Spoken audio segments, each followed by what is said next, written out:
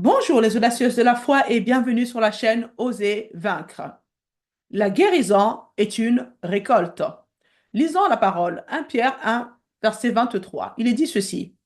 En effet, vous êtes nés de nouveau, non pas d'une semence corruptible, mais d'une semence incorruptible grâce à la parole vivante et permanente de Dieu. Tout dans le royaume de Dieu fonctionne selon le principe du temps, de la semence et de la récolte. Nous naissons donc de nouveau par une semence, et dans ce cas, cette semence est la parole de Dieu. Et lorsque vous entendez la parole de Dieu, cela arrive dans votre cœur qui est réceptif, et vous croyez en cette parole, et vous la confessez de votre bouche, selon ce que nous lisons dans Romains 10, versets 8 à 10. Et Jésus nous dit dans Luc 8, versets 10 à 11, que la parole de Dieu est une semence. Dans Hébreux 1, 3, il est dit que le monde a été créé par la parole de Dieu. De l'abondance de son cœur, Dieu a parlé. Et ces paroles sont devenues visibles. Il a pris de ce qui était invisible, de ce qui était spirituel, il a créé avec ses paroles ce qui est visible et le monde est soutenu par sa parole, par la semence. Amen. Dans Hébreux 11, verset 3, il est dit ceci. Par la foi, nous comprenons que l'univers a été formé par la parole de Dieu. Ou vous pouvez dire par la semence de la parole de Dieu. De sorte que le monde visible n'a pas été fait à partir des choses visibles. Nous vivons dans un univers, dans un monde de paroles. Dans le livre de Jean, au chapitre 12, versets 23 à 24, Jésus nous parle de lui-même étant une semence. Et il est dit, en vérité, je vous le dis, si le grain de blé tombe en terre, ne meurt pas, il reste seul. Mais s'il meurt, il porte beaucoup de fruits. Donc, il fait référence à lui-même comme étant une sémence. En d'autres termes, il est temps pour moi d'être glorifié. Si je reste ici-bas, si je ne suis pas semé, si je ne meurs pas, si je ne retourne pas en terre et ne meurs, il n'y aura pas de moisson d'âme. Voilà en gros ce qu'il dit. Ainsi même Jésus et tout le concept de la rédemption repose sur le principe du temps, de la semence et de la récolte. Il y a toujours une semence au début de tout ce que Dieu fait. Malheureusement, nous sommes tellement conditionnés par nos 5 sens, on a du mal à saisir cela. Et c'est aussi à cause de ça qu'on a du mal à recevoir les promesses de Dieu et à les expérimenter. Nous parlons donc de la guérison qui est une récolte. J'espère que vous arrivez à me suivre.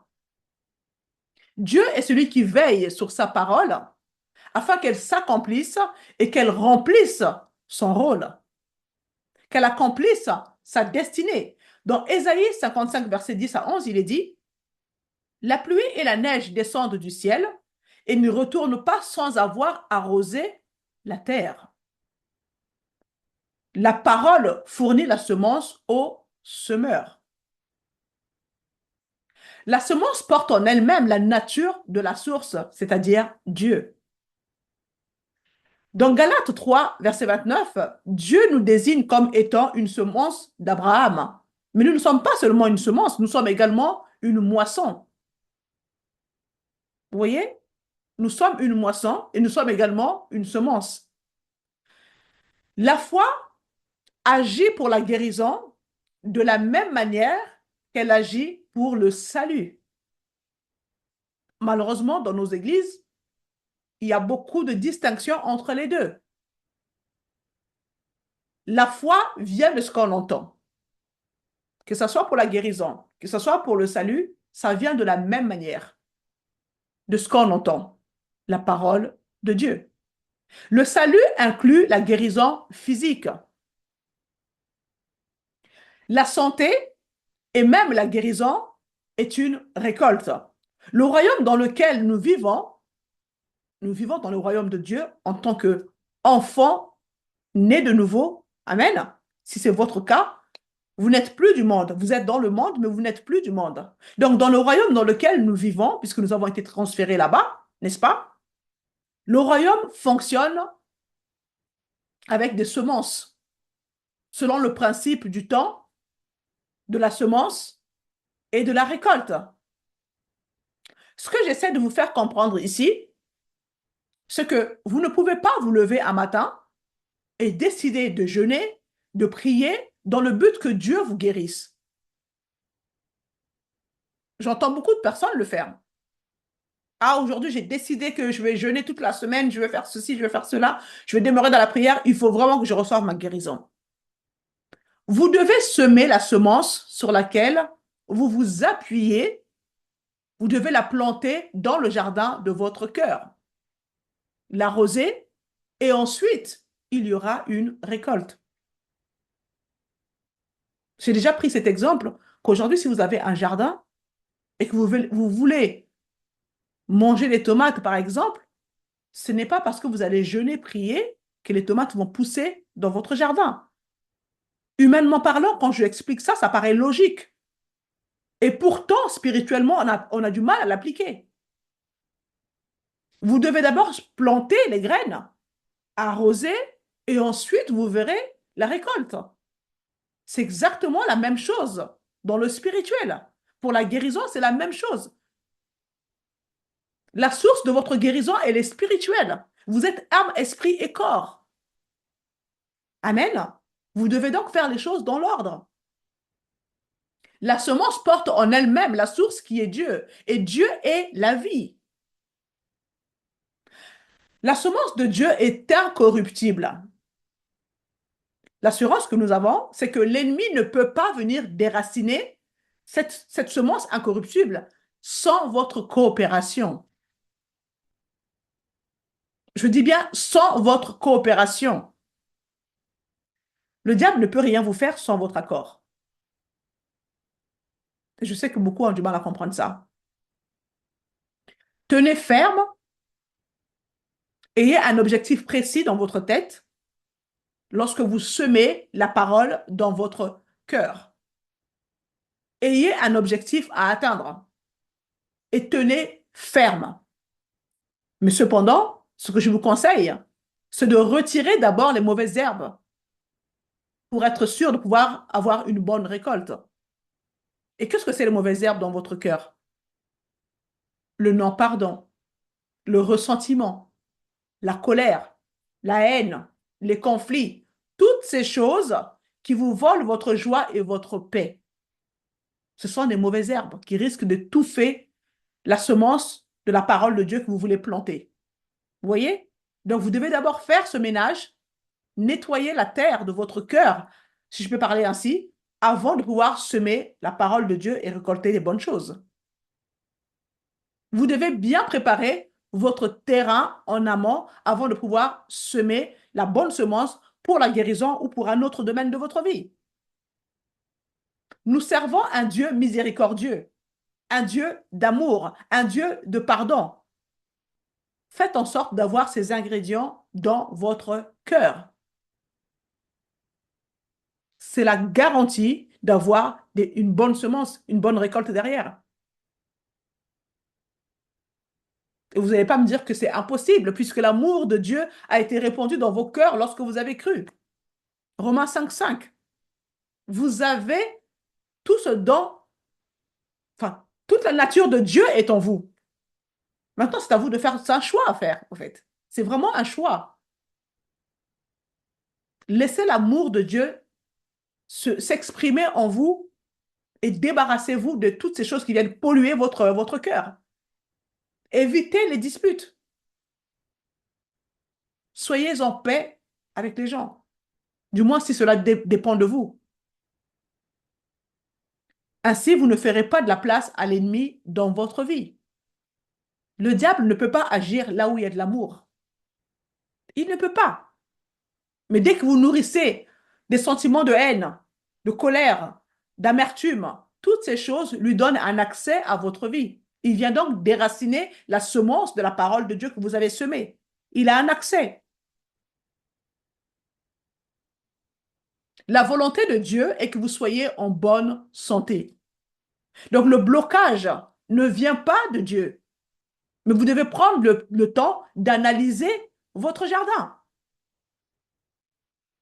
Prenez le temps de rechercher toutes les semences qui concernent votre situation, n'est-ce pas? Et ensuite, assurez-vous que le terrain est bien préparé avant de pouvoir semer la parole. Dieu a mis dans nos bouches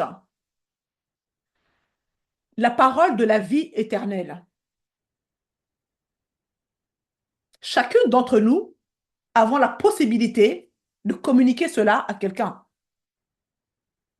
Tu possèdes, ma sœur, la vie éternelle pour quelqu'un d'autre. Nous transportons en nous la vie éternelle. Nous sommes le royaume de Dieu sur la terre, n'est-ce pas?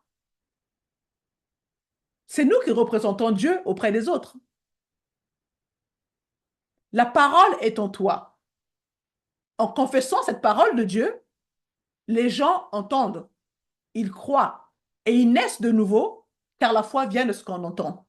N'est-ce pas? Donc, ma sœur, tu es un instrument de la guérison pour quelqu'un d'autre. Ne laisse donc pas l'ennemi t'empêcher de parler. Fermer ta bouche. Il y a des moments où tu te retrouves face à une personne, tu sais au fond de toi qu'elle a besoin d'entendre l'évangile. Mais il y a quelque chose qui t'empêche de parler, c'est l'ennemi. Il veut maintenir cette personne dans l'esclavage, dans la servitude, et l'emmener en enfer. Mais il te suffit d'ouvrir la bouche et le Saint-Esprit va faire le reste. Il convainc du péché, de justice et du jugement. Amen. Libère donc l'évangile qui a été semé dans ton cœur. Car c'est la vie, c'est la santé, c'est la puissance pour le salut de quiconque croit. Le salut inclut la guérison physique. Nous devons cesser de faire la distinction entre ce qui se passe spirituellement et ce qui peut se produire physiquement. Nous devons cesser de faire la distinction entre ce qui se passe mentalement et ce qui se passe émotionnellement.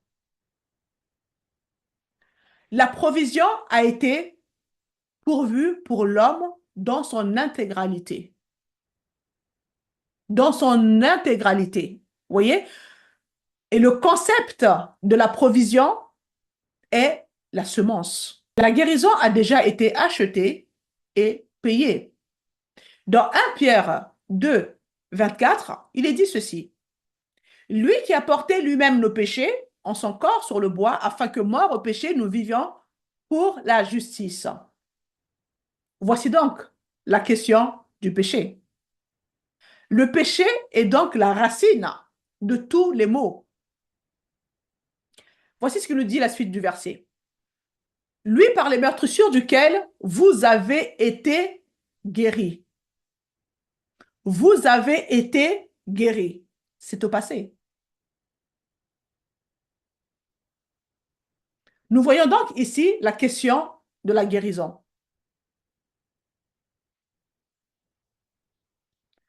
Lorsqu'on règle le problème de la racine, cela règle également le problème du fruit. En d'autres termes, le fruit n'a de l'autorité que si la racine a de l'autorité. Vous me suivez? Je répète, si vous avez maudit la racine, alors le fruit n'a donc plus d'autorité. Jésus s'est occupé de la racine, à savoir le péché. C'est par le péché que la mort, la maladie, la pauvreté et toutes ces choses sont rentrées. D'accord? Maintenant, Jésus s'est occupé de la racine. Donc, s'il s'est occupé de la racine, ce qui signifie que le fruit ne doit plus persister. Est-ce que c'est clair? La maladie ne doit pas persister. C'est à cause du péché que la maladie est entrée. Jésus a réglé le problème du péché. Il a tout pris, il a payé le prix et il a tout porté dans son corps. Il a tout porté dans son corps sur le bois. Donc, la maladie fait partie du fruit qui ne doit pas persister dans votre vie.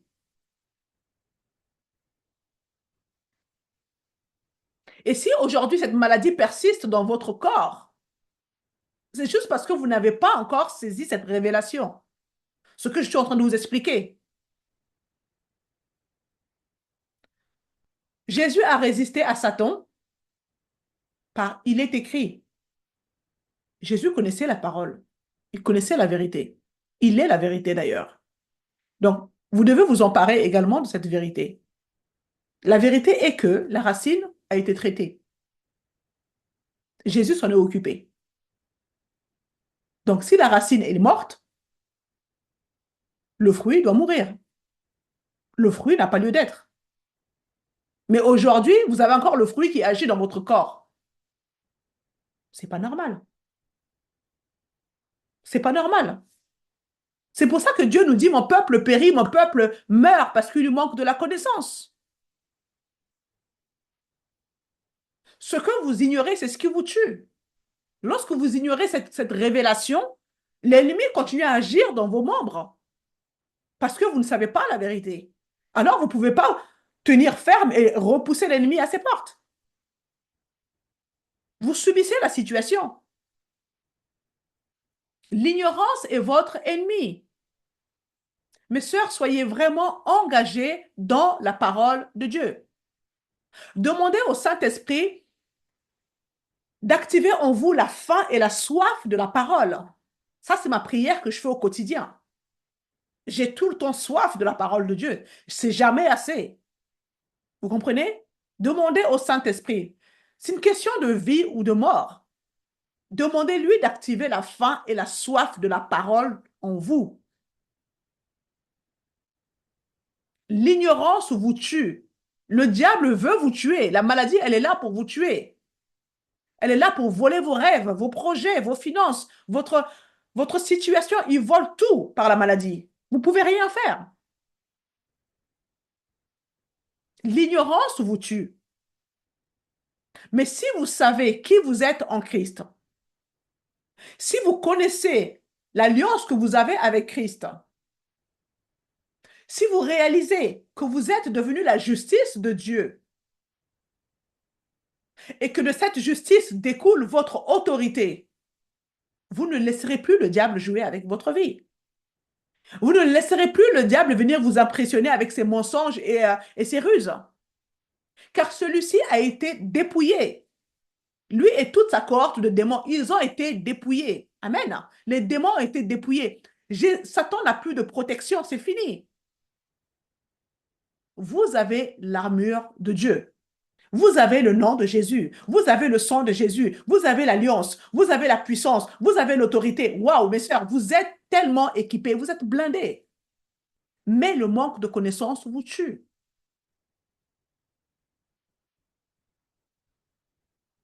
Si vous devez absolument prendre le temps de comprendre l'œuvre achevée de la croix. Si vous voulez vraiment expérimenter la liberté que vous avez en Christ, vous devez vous emparer de cette révélation. S'il y a une chose dans laquelle vous devez vraiment creuser, c'est bien ça, sur votre identité. Dans les moindres recoins, essayez de comprendre le pourquoi du comment, pourquoi Jésus a fait ceci, pourquoi il a fait cela. Vous devez comprendre que dit la parole par rapport à tout cela. Comment est-ce que moi je m'identifie à cela? Prenez le temps de comprendre en détail, écrivez-le. Je ne sais pas, moi, c'est ce que je fais. J'ai un mur où je colle des textes bibliques qui parlent de moi, qui parlent de la guérison, qui parlent des domaines pour lesquels je veux prier et grandir. Vous voyez, ce sont des paroles j'accroche au mur. Je recite la parole jusqu'à ce que ça rentre dans ma tête et de ma tête, ça descende au niveau de mon cœur. Ça devient une vérité tellement inculqué dans je- mon âme est saturée de cela parce que je veux me tenir sur cette vérité et que cela soit vivifié dans mon cœur. Et là, quand je me tiens devant l'ennemi, il n'y a plus place au doute. Je ne laisse pas la place à l'incrédulité. Mais il faut être déterminé. Il faut savoir où est-ce qu'on veut aller. Que voulez-vous faire? Quel est votre objectif? Si vous comprenez l'œuvre achevée de la croix, alors vous devez comprendre que le fruit doit se soumettre au fait que la racine est morte. C'est aussi simple que ça. Le fruit doit se soumettre parce que la racine est morte. Et se soumettre, c'est dégager la maladie. Jésus a porté les deux à la croix, de sorte que la guérison est déjà payée. Lui, par les meurtrissures duquel vous avez été guéri. C'est au passé, ça a été payé. Est-ce que vous recevez cette puissante révélation?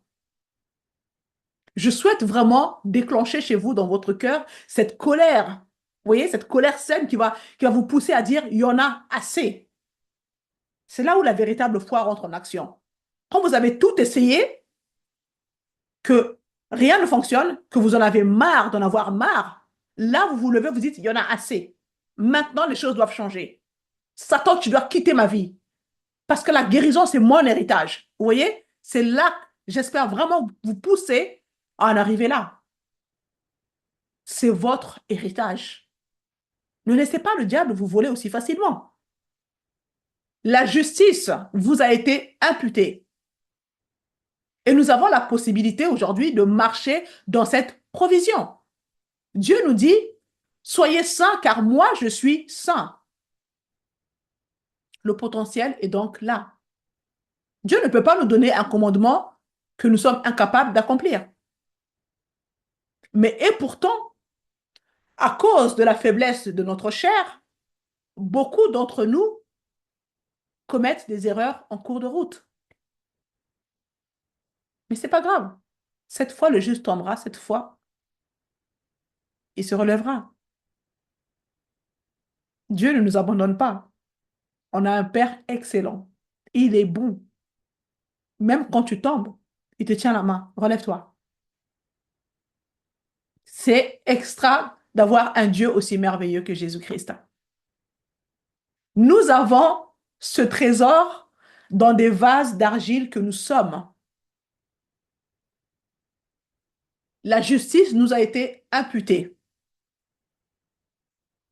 Même si elle n'est pas toujours exploitée dans la vie de beaucoup. Tout au long de notre vie, beaucoup n'exploitent pas cette justice. De la même manière que les Écritures nous disent que par ces meurtrissures, vous avez été guéris. Autrement dit, la guérison, si vous suivez mon raisonnement, la guérison nous a déjà été imputée. Vous comprenez? La guérison, la justice ils nous ont déjà été imputés. Cela est disponible. Cela est disponible. Est-ce que vous savez que le diable ne peut rien faire devant la justice de Dieu? Il ne peut rien faire. Vous êtes la justice de Dieu. Jésus était l'homme juste sur la terre. Et c'est pourquoi il a dépouillé la maison, il a détruit la maison de l'homme fort. Parce qu'il était juste. Il était juste, le diable ne pouvait rien faire. Il ne peut rien faire devant la justice. Est-ce que vous êtes convaincu d'être la justice de Dieu? Si vous comprenez cela, ça vous donne de l'audace. Ça vous donne le courage, ça vous donne la détermination, la persévérance de dire non à l'ennemi. Non, vous êtes la justice de Dieu. Waouh! Si vous comprenez cela, de votre justice découle l'autorité. Mais tout le monde ne marche pas dans cette justice. Tout le monde ne marche pas dans la guérison. C'est dommage, mais tout cela nous a été imputé. C'est un choix. Il s'agit peut-être d'un manque de connaissances. Et peu importe les raisons. Mais le fait est que quelque chose a été payé, acheté et rendu disponible pour nous. Donc parfois, nous crions à Dieu, nous nous lamentons, nous gémissons, mais que voulez-vous qu'il fasse? Il a déjà tout fait. C'est disponible. Alors si c'est disponible, je refuse de porter les maladies que Jésus a portées à ma place. Je refuse. Je n'accepte pas les diagnostics de condamnation. Non. Des traitements à vie. Ah ben, il n'y a pas d'autre solution, vous devez prendre un traitement à vie. Non. Non, je refuse cela. Je me positionne. Je refuse. Il y a un médecin qui est au-dessus de tout. Jésus, la justice, le pardon. Toutes ces choses vous ont été imputées. Et c'est rendu disponible. Dans votre esprit né de nouveau, vous avez tout ce dont vous avez besoin. Amen. Même si pour certaines personnes, ça reste une simple théologie. Hein. Mais comprenez que c'est votre responsabilité de comprendre le fonctionnement du royaume d'où vous dépendez. Dieu vous a transféré dans le royaume de son Fils bien-aimé en qui vous avez la rédemption, la rémission des péchés. Amen. Normalement, vous êtes dans ce royaume-là. Et dans ce royaume-là, il n'y a pas de maladie. Est-ce que vous réalisez que ce transfert dont vous avez bénéficié, il s'agit d'un sacré miracle? C'est la délivrance la plus importante de votre vie. Parce qu'à partir du moment où vous avez accepté Jésus-Christ comme votre Seigneur et Sauveur personnel, l'emprise du diable sur vous a pris immédiatement fin. L'emprise du diable a pris fin. C'est juste extraordinaire. Vous êtes passé du règne de la mort dans le règne de la vie. Vous vivez dans quel royaume, mes sœurs? Où êtes-vous?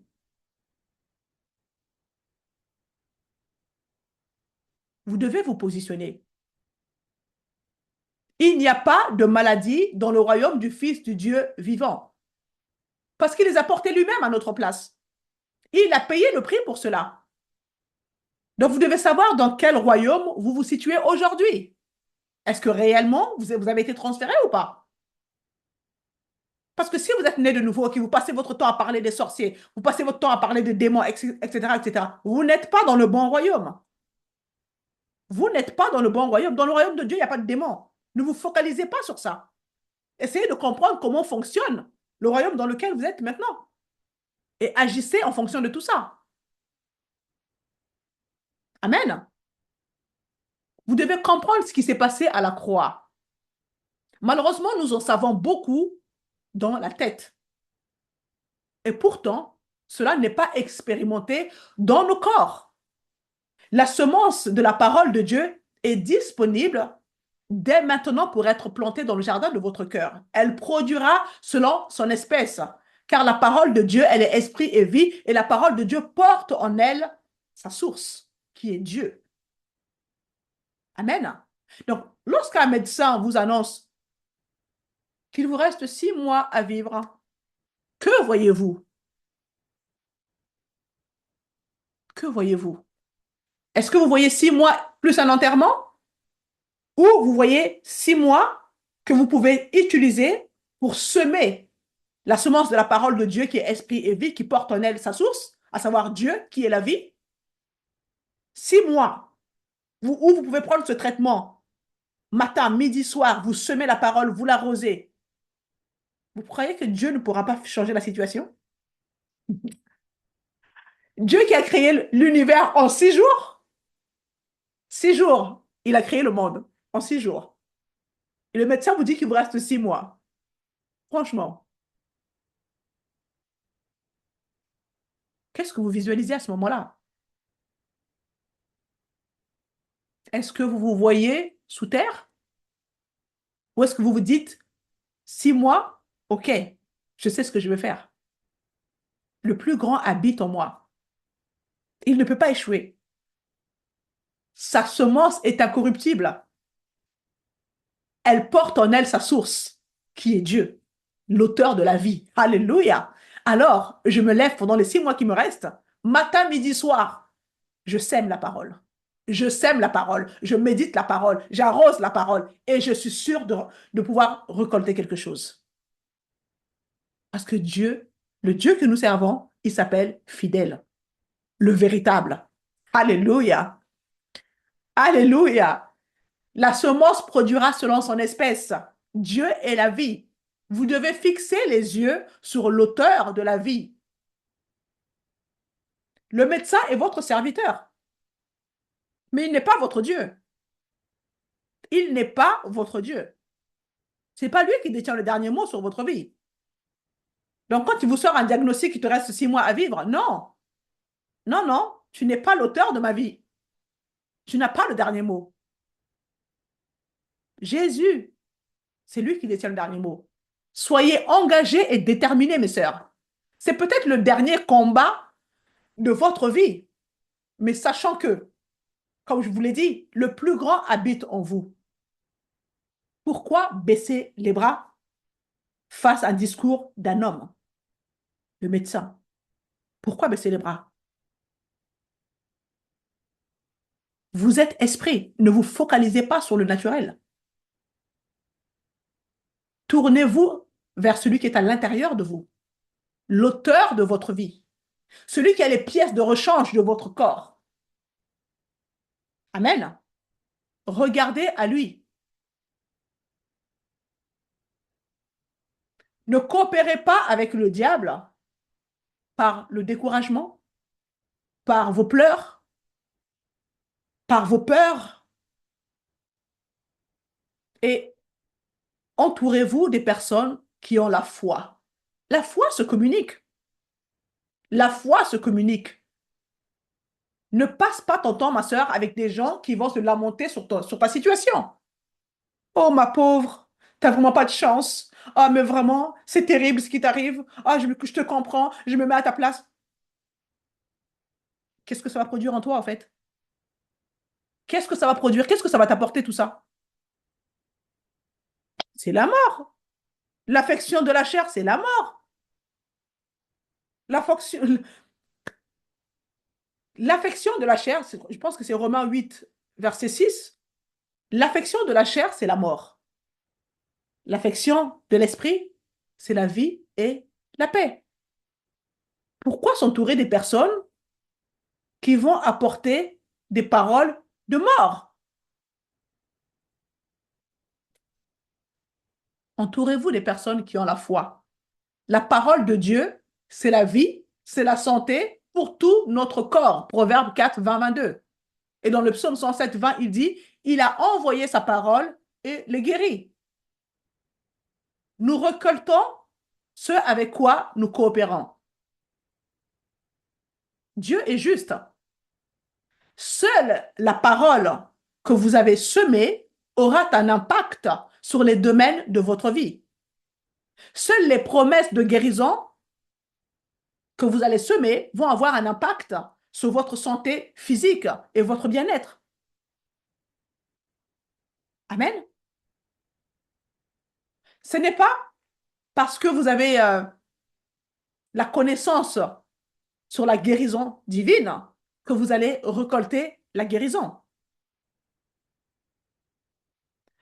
La connaissance au niveau mental ne suffit pas. Elle ne suffit pas. On confond le fait d'en savoir beaucoup dans le domaine de la guérison et le fait d'avoir la foi. Vous savez, c'est quelque chose qui m'a beaucoup perturbée lorsque j'essaie de grandir dans la connaissance de tout ce qui concerne la guérison, parce que quand vous avez beaucoup de personnes autour de vous qui souffrent, à un moment donné, vous cherchez le Seigneur, mais d'une manière assez spécifique, parce que vous ne comprenez pas. Parce que vous avez d'un côté ce que Jésus a fait, mais d'un côté, vous avez des personnes qui souffrent tout le temps, tout le temps, tout le temps, mais vous dites, mais Seigneur, cette personne t'aime, cette personne a la foi, cette personne prie, cette personne fait ceci, fait cela, mais il n'y a rien qui se passe. Qu'est-ce qui se passe? Pourquoi? Vous vous posez tellement de questions et j'avais des personnes autour de moi capables de vous citer toutes les références qui concernent la guérison, par cœur. Mais quand vous regardez leur vie, il y a un décalage. Et là, vous vous posez des questions sur Dieu, au fait. Je dis, mais Seigneur, qu'est-ce qui se passe? La connaissance n'est pas égale à la foi. Trop de connaissances fait obstacle à ce qui se trouve dans le cœur. Beaucoup d'enfants de Dieu, je vous assure, sont capables de vous citer la parole par cœur. Dès que vous commencez à parler d'une... Ah oui, je me souviens, en fait, dans la Bible, il y a une parole qui dit que par les meurtres... Ah oui, c'est 1 Pierre 2, 24. Oui, en fait, vous commencez à peine la phrase, la personne vous cite toute la référence complète. Et ça vous impressionne. Waouh! Comment est-ce que la personne est affermie dans la parole? C'est génial. Mais, et pourtant, on ne voit pas les bienfaits dans leur corps. La maladie persiste, l'oppression satanique est là, le découragement est là, la dépression est là. Mais qu'est-ce qui se passe? Trop de connaissances fait obstacle à ce qui se trouve dans le cœur. Ce que j'ai compris, c'est que nous prenons beaucoup de temps à nourrir notre intellect. Et par la suite, qu'est-ce que nous faisons? Nous agissons en fonction de tout ce que nous avons emmagasiné dans notre tête. Voilà ce qui se passe la plupart du temps. Oh, mais je sais parfaitement tout ce que dit la parole sur la connaissance de Dieu, sur la guérison. Donc, je suis persuadée que j'ai la foi, puisque je connais toutes les références. Je suis capable de les citer par cœur. Donc, j'ai certainement la foi pour la guérison. Mais c'est faux. C'est faux. Car cette connaissance n'a pas été vivifiée dans votre cœur. Elle est restée ici, dans votre tête. Et vous savez, le champ de bataille que l'ennemi utilise pour nous attaquer, ce sont nos pensées. C'est le champ de bataille, les pensées. Donc, le diable peut parfaitement vous attaquer et ébranler vos connaissances. Cependant, il ne peut pas attaquer la révélation que vous avez dans votre cœur. Il ne peut pas. C'est pourquoi, souvent, nous passons à côté de la guérison malgré toute la connaissance que nous avons dans la tête. Il n'y a pas de semence dans le jardin de notre cœur. Tout est resté là. Toute la semence, elle est restée là. Elle n'est pas descendue. Aucune semence plantée dans le cœur. Est-ce que cela a du sens? La Bible nous dit dans Matthieu 13, 23, celui qui a reçu la semence dans la bonne terre, c'est celui qui entend la parole et la comprend. Il porte du fruit avec un rapport de 100, 60 ou 30 pour 1. Alors, la première fois que j'ai lu ce passage, je me suis posé la question. On parle ici d'une personne qui a une bonne terre. Quelqu'un qui a un cœur bien préparé pour recevoir la semence de la parole de Dieu. Ce qui m'a interpellé, c'est que la récolte, elle est variable. 100, 60 ou 30. Pourquoi? On parle, bon, on va dire que c'est trois personnes. Ces trois personnes ont une bonne terre, ok?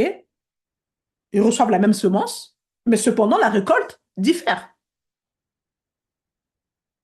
Je me suis posé la question, mais qu'est-ce qui fait qu'il y a une différence? Parce qu'il y a certaines personnes qui sont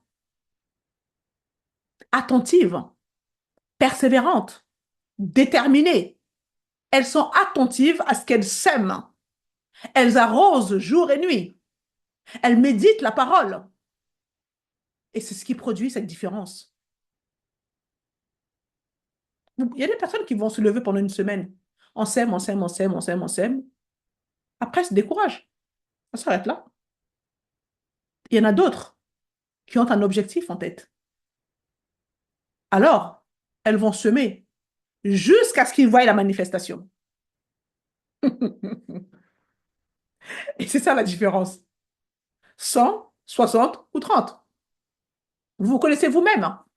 Vous en êtes où? Parfois, il est bon de s'auto-analyser avant de venir se plaindre devant le trône de Dieu, avant de venir se lamenter dans nos prières devant le trône de la grâce.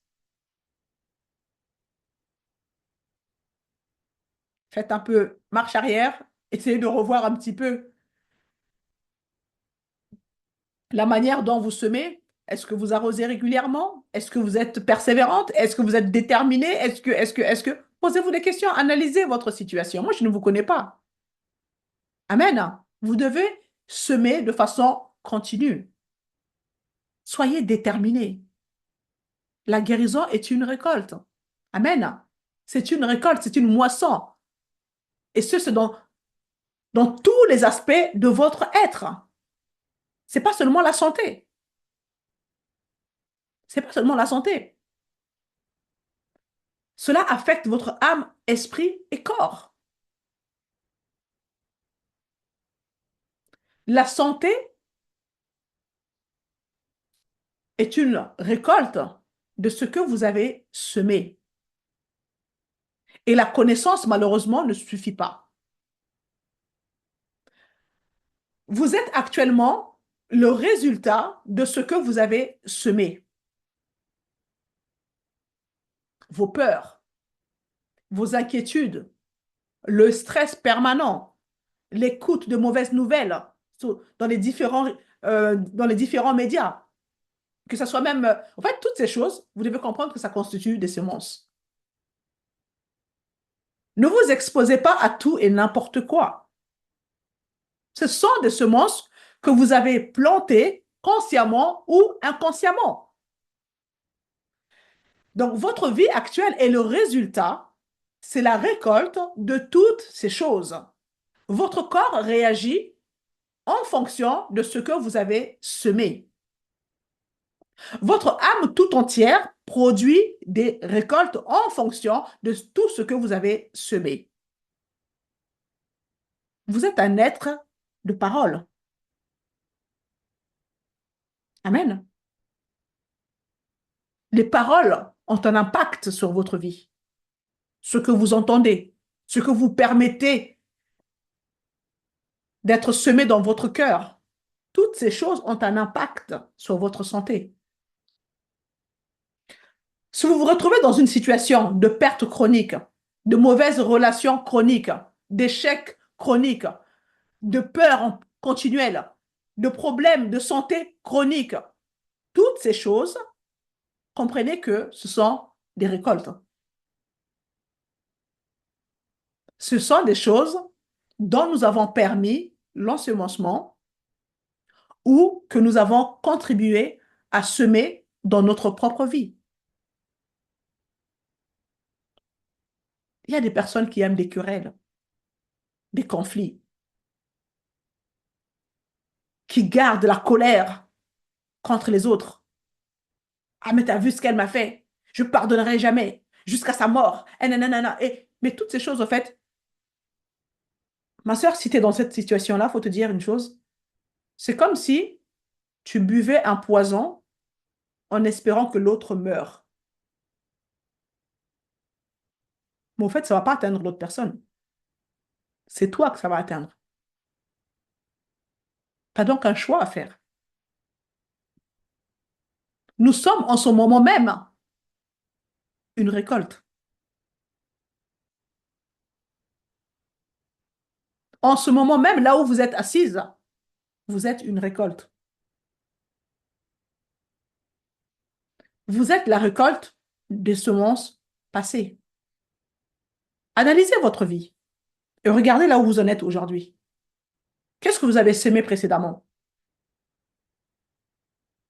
Regardez le parcours de votre vie et là où vous en êtes aujourd'hui. Réfléchissez aux semences que vous avez plantées et voyez si ce que je dis est faux. Que voyez-vous? Vous êtes responsable de l'avoir permis, de l'avoir fait. Vous en êtes responsable. Toutes les mauvaises choses qu'on regarde à la télé en permanence. Il y en a qui sont accros à la télé. Mais tout ce que vous voyez à la télévision, c'est aussi des semences. Il y a des bonnes et des mauvaises semences, mais il y a beaucoup de mauvaises semences. Vous regardez des choses qui vont générer en vous de la peur. Vous regardez des choses qui ne vous nourrissent pas spirituellement parlant. Toutes ces choses, ce sont des semences. Il y aura une récolte. Il y aura forcément une récolte. Parce que cela a été semé en vous, que vous le voulez ou non. Ne regardez pas tout et n'importe quoi, toutes ces publicités euh, sur les médicaments qui parlent que des effets secondaires et tout ça. Mais il y a des gens, dès que le médecin vous dit, ah, mais vous avez telle maladie, ah, vous connaissez pas, du coup, vous connaissez pas cette maladie. Premier réflexe, vous savez c'est quoi? Google. Que dit Google? Et je cherche les symptômes. Qu'est-ce que ça veut dire? Si je ressens ceci, qu'est-ce que cela signifie? Etc. Quelles sont les personnes qui ont déjà eu cette maladie? Et quelle est la finalité? Vous cherchez toutes ces choses sur Google. À la fin de votre recherche, vous ressentez les mêmes symptômes. Vous avez entendu le médecin vous annoncer le nom de la maladie. Pourquoi ne pas aller devant le trône de la grâce? Jésus. Mais il me semble que tu as porté ça dans ton corps sur le bois. Mais regarde ce que le médecin vient de me dire. Maintenant, comme je suis persuadé et convaincu que tu l'as déjà porté à ma place, je ne veux pas tolérer à cette maladie de prospérer en moi. Alors, je vais maintenant prendre une semence, par exemple un Pierre de 24, d'accord? Et je veux me tenir là-dessus, je veux semer ça, je vais l'arroser et je veux méditer, etc., etc. Mais Google, ce n'est pas l'option que je vais choisir en premier, du tout. Google n'est pas mon médecin. J'ai le docteur Jésus avec moi. Et cela me suffit. Qu'est-ce que vous semez dans votre cœur, dans votre corps? Votre âme reçoit énormément d'informations. Et votre âme va produire des récoltes en fonction de ce qu'elle reçoit comme information. Vous en êtes responsable, consciemment ou inconsciemment. Votre âme tout entière produit des récoltes en fonction de tout cela. Donc la santé est le résultat de ce que vous semez. Et si à ce jour, vous récoltez une semence qui ne vous convient pas, mes sœurs, il n'est pas trop tard pour la changer. Il n'est pas trop tard. Vous pouvez changer cette semence. C'est en parlant que l'on plante la semence de la foi. Vous devez parler. Commencez à semer parce que cela va devenir un engagement dans le monde spirituel. Vous vous libérez vous-même. Vous libérez de la puissance. Amen. Vous libérez de la puissance. Vous vous libérez vous-même parce qu'en réalité, vous êtes ce que vous dites. Ce que vous dites représente ce que vous avez dans votre cœur. Si réellement cette parole a été vivifiée par le Saint-Esprit. Qu'est-ce qui sort de votre bouche? Marc 11, 23, le Seigneur dit, si vous aviez de la foi comme une graine de moutarde, vous diriez à ce mûrier, déracine-toi et va te planter dans la mer, et il vous obéirait. Pourquoi? Pourquoi? Parce que les choses entendent. Les choses entendent. Les tempêtes entendent. Nous voyons Jésus qui calme la tempête, n'est-ce pas? Il parle à la tempête se tue. La tempête entend, les arbres entendent. Jésus a maudit un figuier. Il n'a pas fait de, comment on appelle ça, enfin, je ne vais pas rentrer dans le détail. Simplement, avec ses paroles, il a maudit un figuier. D'accord? Les arbres entendent. Les montagnes entendent. La maladie entend. Amen. Votre corps entend. Les démons entendent. Tout entend. Alors, que dites-vous? Que dites-vous? Parce que ce sont des semences qui sont envoyées à des choses. Et ces choses, en retour, vous aurez des récoltes, pour ainsi dire. D'accord? Donc, prenez le temps, soyez déterminés. Quand une situation n'est pas normale, utilisez votre bouche, utilisez la semence, plantez la semence, arrosez-la, parlez, parlez, parlez, parlez. Parlez.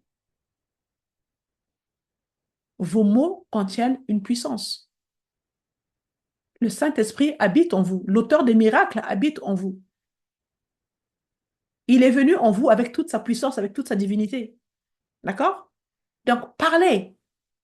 La mort et la vie sont au pouvoir de la langue. N'est-ce pas? Ainsi, cet arbre vous obéira. Votre corps vous obéira. Votre corps. Tous les matins, je parle à mon corps. Tous les matins. Je sème la parole, la semence de la guérison.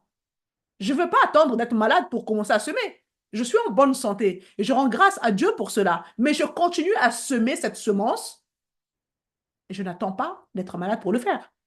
Tous les matins, je parle à mon corps. Qu'est-ce qui vous empêche de le faire? Votre corps n'a pas d'autre choix que de vous obéir. Pensez à votre corps. Parlez-lui à votre corps.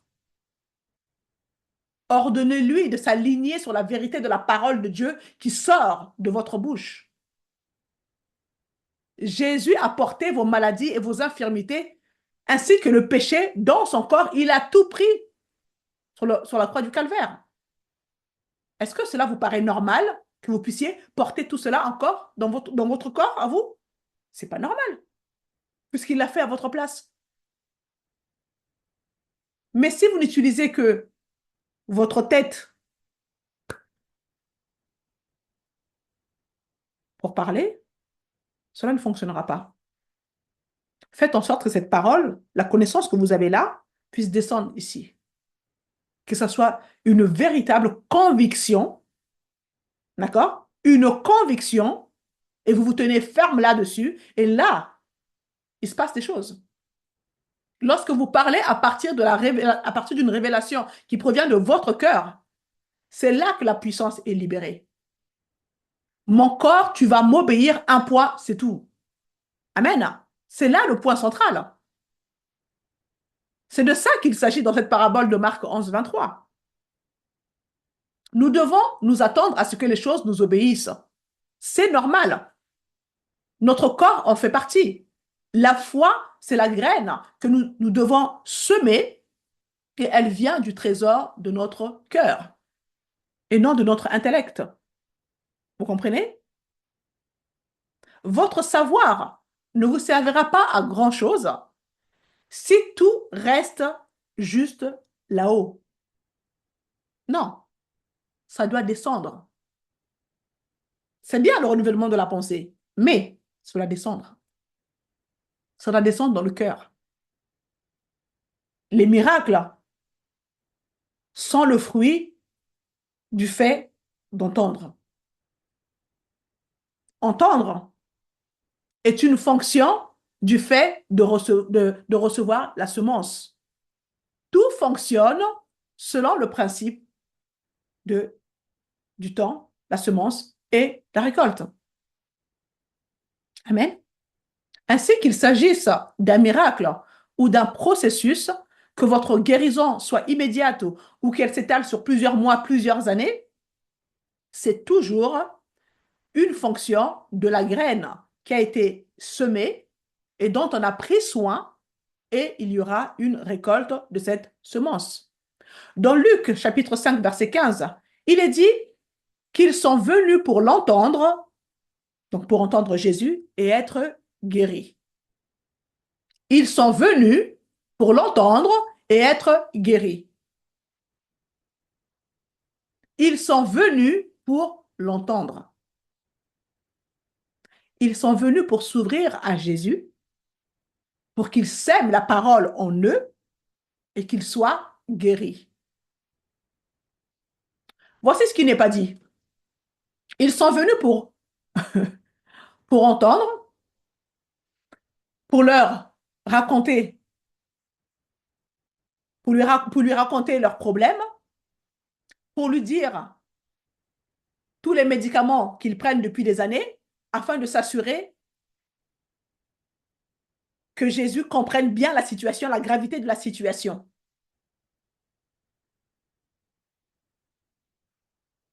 Vous savez, mes sœurs, malheureusement, c'est ce qui se passe souvent lorsqu'on est face à une personne, enfin à des personnes qui demandent la prière. Et des fois, ils vont vous prendre 20 minutes juste pour parler. 20 minutes. Et qu'est-ce qu'ils vont raconter? Tout ce que le diable leur fait. Tout ce que le diable leur fait. Et parfois même, vous montrer. Regardez, j'ai des puces qui sortent de mon corps. Regardez, regardez. En fait, qu'est-ce que le diable est en train de faire à votre avis? Le diable veut vous impressionner. Il veut vous impressionner. Il veut vous déstabiliser. Il veut se glorifier de toutes ces choses qu'il est en train de faire subir à la personne. Mais clairement, est-ce qu'on a besoin de ça, nous, pour, pour aider la personne? On n'a pas besoin de ça. Le Saint-Esprit connaît bien la situation. Le Saint-Esprit connaît parfaitement cette personne. OK? Le Saint-Esprit est celui qui opère les signes, les miracles, les prodiges à travers vous. Ce n'est pas vous qui le faites. Clairement. Est-ce qu'on a besoin de faire un compte rendu à Dieu de la situation? Il nous a dit, allez guérir les malades. Imposez les mains et ils seront guéris. Point. Il n'a pas dit, faites-moi un compte rendu de la situation. N'accordez pas de l'importance aux œuvres du diable. Jésus veut libérer son peuple. Il veut guérir les gens, car c'est son cœur. Et c'est pour cela qu'il est venu donner sa vie. Amen. Ils ne sont pas venus pour parler et être guéris. Ils sont venus pour écouter et être guéris. La foi vient de ce qu'on entend. La foi vient de ce qu'on entend, la parole de Dieu. Elle contient en elle la source qui est Dieu. Dieu est la vie. Alors, ma sœur, tu es malade, tu as besoin de prière. Parfois, il vaut mieux te taire. Tu n'as pas besoin de raconter toute l'histoire, l'historique de la situation que tu traverses. Va, assieds-toi, écoute. Écoute, reçois. Quelque chose va être vivifié en toi. Quelque chose va activer cette foi inébranlable. Quelque chose va faire que tu vas te lever à l'intérieur de toi. Tu vas dire, stop, maintenant c'est bon. Ça m'appartient, la guérison m'appartient. Et là, maintenant, tu dégages le diable. Tu parles à la maladie. Tu parles à ton corps. Amen. Pas besoin de raconter l'historique. Dieu te connaît, Dieu te connaît. Il connaît ta situation. Parce que si vous êtes face à une personne qui n'a pas une foi affermie dans la parole, le fait que vous puissiez lui parler de tout ce que vous subissez, mais parfois la personne perd ses moyens, sans pour autant vous le dire. Mais sa prière va maintenant se diriger dans la chair. Ça ne sera plus une prière de la foi. Parce qu'elle va se focaliser sur ce que vous avez dit, sur ce que vous avez montré, etc. Ce sera une prière intellectuelle. Ça ne sert à rien. Vous n'avez pas besoin de partager toute l'histoire parce que vous êtes lié et engagé par ce que vous dites. Vous devez simplement dire quelque chose du genre, je m'appuie sur ce verset. Pourriez-vous vous tenir à mes côtés dans la prière? Vous demandez la prière d'accord. Elle est puissante. Quand deux personnes se mettent en accord, c'est puissant. Et ça, c'est suffisant. Choisissez la semence que vous voulez planter. Là, j'ai choisi ça. J'ai lu la parole. Voici le verset qui me parle. Est-ce qu'on peut se tenir dans la prière en s'appuyant sur ce verset? Là, ça a du sens. Et autre chose que j'ai remarqué, c'est que beaucoup d'enfants de Dieu disent, oui, j'attends ma guérison. C'est une déclaration qui sort souvent de la bouche des enfants de Dieu. Oui, je sais que Dieu m'a déjà guéri. Oui, je sais que Dieu ceci. Oui, mais j'attends juste ma guérison. Ce que vous pensez réellement se trouve après le mais j'attends. Derrière le mais, en réalité, c'est ce que vous pensez vraiment.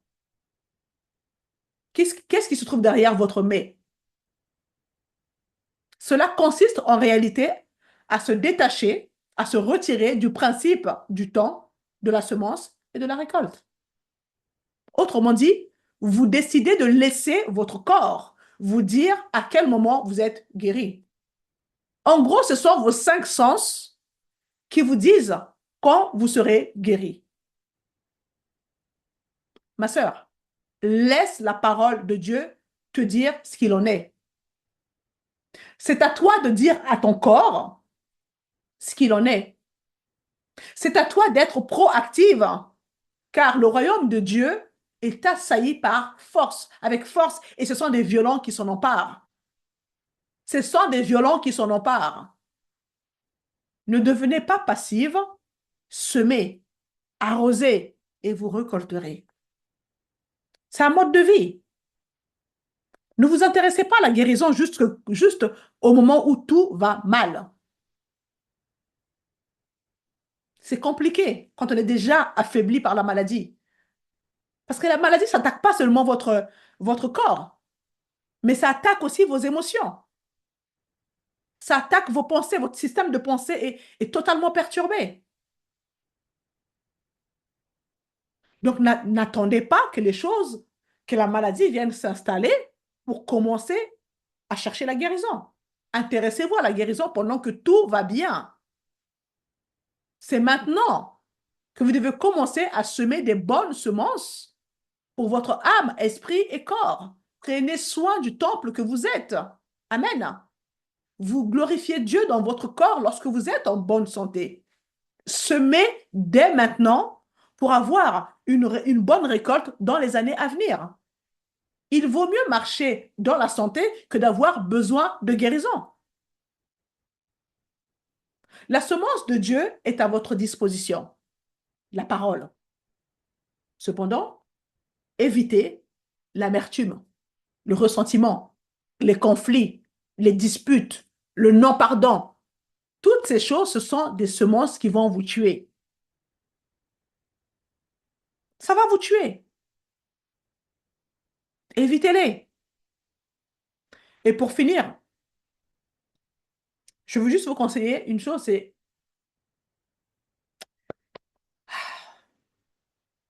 j'entends parfois des sœurs dire, oui, mais Dieu est amour. Je n'ai pas besoin de confesser tout ça. Je sais que Dieu m'aime. Donc, je n'ai pas besoin de faire toutes ces choses. C'est vrai, mais c'est aussi faux. Votre âme a été conditionnée dans ce monde pendant des années. Il s'agit maintenant de déprogrammer les faux enseignements que vous avez reçus qui ne sont pas conformes à la parole de Dieu. Avant, vous fonctionnez avec votre corps et votre âme uniquement. Avec la nouvelle naissance, les trois parties sont activées. Âme, esprit et corps. Et le véritable vous est esprit. Toutes les bonnes choses qui concernent les promesses de Dieu sont dans votre esprit né de nouveau. Mais cependant, si votre âme n'est pas renouvelée, toutes les bonnes choses que vous avez en vous ne vont pas circuler vers le monde physique. Vous n'allez pas les expérimenter. Donc, c'est important, la répétition, la semence de la parole de Dieu, c'est important pour déprogrammer votre âme, afin qu'il puisse s'aligner et coopérer avec l'esprit en vous. Et c'est alors que vous allez jouir des bonnes choses qui sont dans votre esprit. Sortez de la fausse souveraineté de Dieu. Mais oui, mais Dieu, il est souverain. Il ne décide pas de tout.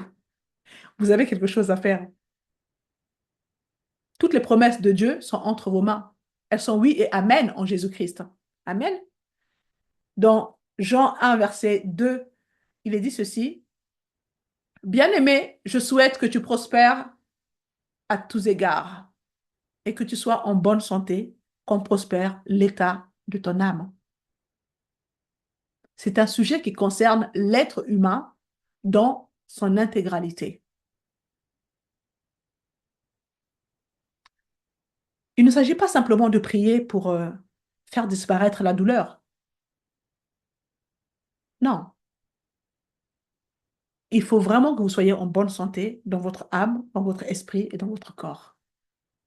Alors, s'aimant dans notre être entier, s'aimant la bonne parole de Dieu, nous savons quel est le résultat parce que la semence produit selon son espèce, selon sa source, qui est Dieu, et Dieu est la vie.